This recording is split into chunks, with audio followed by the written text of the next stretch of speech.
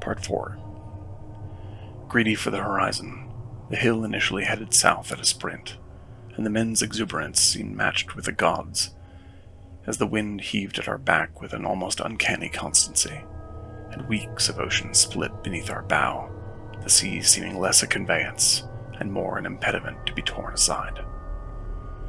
At these times, I, and other equally useless members of the crew, would take our dinner to the forecastle, reveling in the speed of our flight and the repetitious wonder of those Caribbean evenings, as night after night, blazing streaks of every hue tore across the western sky with blinding ferocity, only to vanish in a breath beneath the darkening water.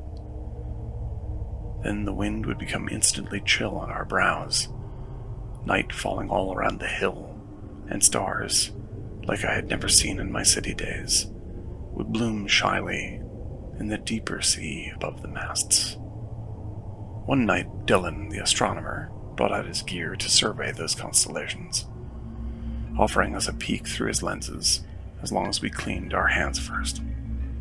The men swore in amazement as they hunched and squinted over the delicate tripod, but when I got my turn, I could barely speak. The sway of the deck was too great to get anything but a careering impression of those infinitely distant bodies, but to me, their bright density was both beautiful and unnerving, crowding the moon like worshippers at some great ancient stone, the latter's pocked face, at once impassive and threatening, all gentleness gone at this magnification. It looked like a battlefield. I told Dillon I had seen craters like this on our own world, and it gave me no peace to see them among others. He chuckled, telling us that I was correct. Earth was, in fact, just as hopelessly blasted a landscape as its dead sister, but the scars were hidden from view under blankets of forest, ocean, or snow. It was this search that drove Dillon to join the Beacon Hill.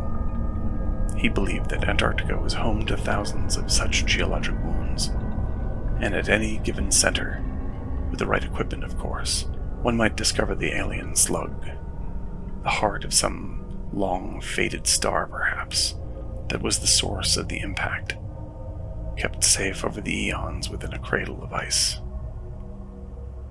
I thanked him and returned to my plate, feeling uneasy as I leaned with my back against the gunwale. But soon the stargazer was left to his measurements, and the general conversation returned to earthbound things, which did much to ease my mind. I watched the others as they passed whiskey back and forth, smoking smartly rolled cigarettes, laughing and chatting, and sharing stories of their lives long gone, of the foibles of our so-called captain, and detailing their hopes for the coming landfall. It was then that it struck me that all these changeless days now revealed more starkly the changes in ourselves. It was as if I had lived a month in an instant. Pale skin hardened by sunburn, bellies trimmed through work, and not a smooth chin among them, not even I. In France, surrounded by death and mud, my nerves shredded from constant bombardment, I still insisted on keeping a clean-shaven face. Seeing my normal self reflected in the tiny tin mirror near the latrines was my tether to sanity itself. I would not sink to barbarity, I had thought then. I would remain a gentleman, even if the world had devolved to nothing but unholy murder. But now, on the hill, I raised my hand to my face, and was surprised to notice the thatching of bristles that had overtaken my cheeks. I smiled at myself in disbelief. Was this how those great infinities regarded us?